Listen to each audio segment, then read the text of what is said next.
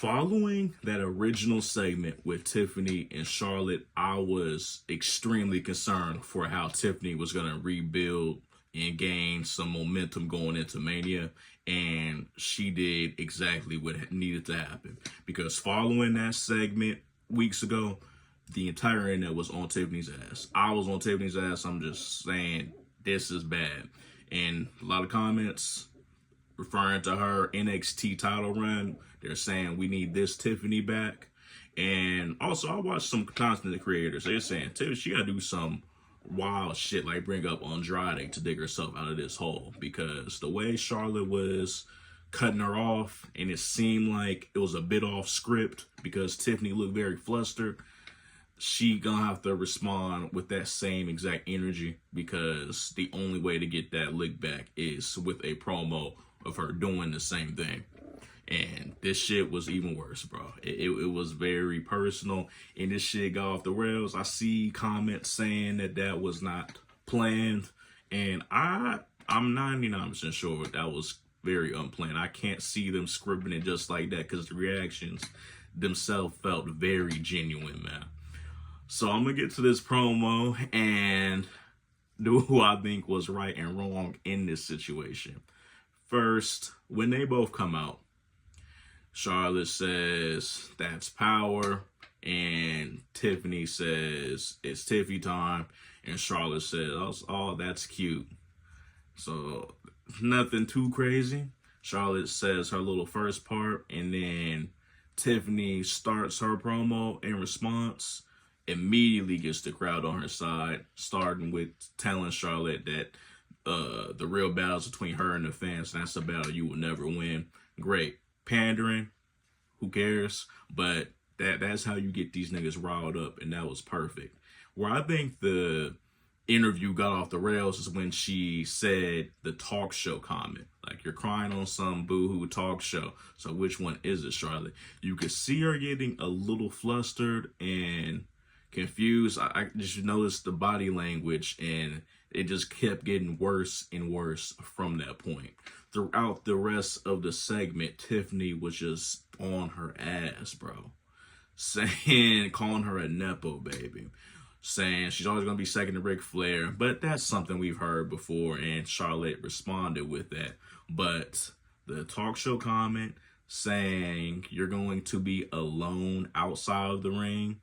What is your record now? 0-3. She said, in the ring, you're queen, but outside the ring, you're not queen of shit. Just non-stop haymaker.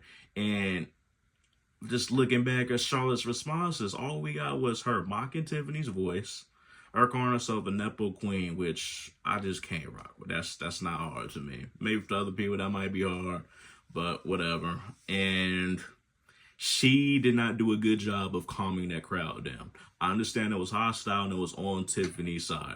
But with big heels, with that type of heat, you have like Dom, Logan Paul, hell, The Rock has gotten hostile crowds. You gotta say something to calm them down. It didn't seem like she was concerned with calming it down. All she said was Chicago. And then midway through the interview, she kind of dropped the mic. Well, not physically, but damn near punted the ball. She said, you can get the last word. What the fuck you mean you can get the last word? Get to barking. Then Tiffany said, cats got your tongue. Well, they're booing so loud. Are you serious, bro?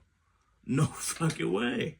And little slick shit that Tiffany was doing beyond just her getting off script. When Charlotte first retorted to Tiffany's first part of the segment saying the crowd don't fuck with her, she did this shit, and then she was saying, that's power. That was hella slick, bro. That was one of the most powerful things. I think that's really what got them super amped on Tiffany's side. Because she interrupted her without even talking too much. Clearly got flustered. And there was a little opportunity for Charlotte to get on her when Tiffany stuttered a little bit. Didn't take advantage of that opportunity. She let the boos get too loud and couldn't stop. And I'm just not going to give you a pass for that, bro. You know what environment you are. You know you're the heel of this story, and you are the vet. And after going off script, I believe, if I'm wrong, I will apologize and say, my fault. Maybe that shit was scripted. But that first promo where they got off script, Tiffany is well within her rights. Like, you're not about to bury me. I'm not going for that shit, bro. And I see a lot of people saying Tiffany went too far by getting personal. I'm not going to get on them, even though I think it's fair. I understand that viewpoint because Charlotte did not go the personal route when she was interrupting her. They're saying maybe she should have just kept it wrestling, but she could have still kept that same energy. I'm like, maybe it was low hanging fruit, but dog, you're not about to disrespect me and when I'm the champ. You're not about to undermine my brain, and you started this fuck shit, so I'm about to go a step further. We just coming off a year where Kendrick went super far. People like, oh, maybe he went too far. Nigga, I don't want to hear none of that shit. You asked for this shit, so I'm going to take it further. That's all it is. I do believe that Tiffany is going to catch some hell, though, for this. Via politics, maybe some no selling in their match, some stiff-ass moves during their match. And I just hope, even with that in mind, the match is still fire because we know that these two could give us some crazy shit. Oh, but also one last thing about the promo. After the Andrade comment. Is that why Kaiser's in my DMs? Don't nobody believe that shit, dog. Post the fucking DMs. Kaiser tweeting at Charlotte this morning. You got Andrade wishing her a happy birthday, which makes all of this shit hella funnier, bro. Don't nobody believe that shit. I'll send that message if you will. But that was bad, bro. And at this point, they probably not going to have another promo together. Because I don't know what else they going to have to talk about. It's going to get personal, more personal, more personal. Ain't nothing else to do, bro. And I will say, going into this feud, I was happy. Then I got a little bit scared with Tiffany, but now I'm back fully on board. They both got on each other's ass. They won one in the series. I'm good with Tiffany retaining now. Now we back on road Tiffany game, bro. I'm sorry I criticized her a couple weeks ago.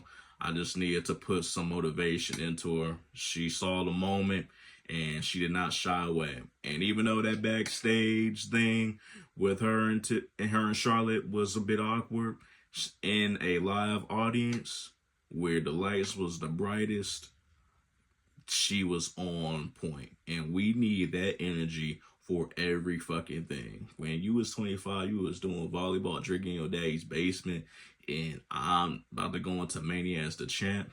That's fire. People gonna criticize her squeaky voice and shit. It honestly did not bother me this time, but I could see that being a point of maybe something she could work on a tad, but I just think that's her genuine voice. None of that really bothered me. And this whole segment, the Cody and John Cena segment, and just a lot of these, we're doing a lot of real life angles that the internet is talking about and they're incorporating it. I love that because it'd be better than the shit that they be coming up with. Sometimes the story of these feuds don't have nothing we can really sink our teeth into, but when there's real life smoke or real life things that you can get at, then we're gonna be on board. It just doing kayfabe on kayfabe character work does not really hit for me for Mania builds, because these Mania builds can be 2 to 3 months without a match. And how many segments can you really do of just doing kayfabe arguments? Like, I'm the champ, I'm the challenger, these are my accomplishments, these are my accomplishments. You could really only do that for about a couple of weeks before that shit gets stale. Take Charlotte. She won the Rumble at the first day of February. We're in April, bro. You can't do that shit for over 2 months. We're going to have to get to something else. So I'm a fan of the realism type aspect of a lot of these feuds, where like Jay and Gunther, they're taking the botch angle and how people are criticizing them, putting that into the story. I already mentioned John Cena and Cody Rhodes. A lot of shit that they were talking about had nothing to do with their kayfabe accomplishments. It was more so what the fans have viewed them throughout their careers. So that's what I also think is dope. Hell, CM Punk, Seth Rollins, Roman Reigns, this shit just ain't all wrestling. A lot of it is just lingering from the tension that they've had over the years. And I think it adds positive things. It can backfire with personal shots like we saw yesterday, but as long as they can give us a fire match, I don't give a fuck, bro. I don't give a fuck what they got going on. Y'all niggas don't have to be friends, man.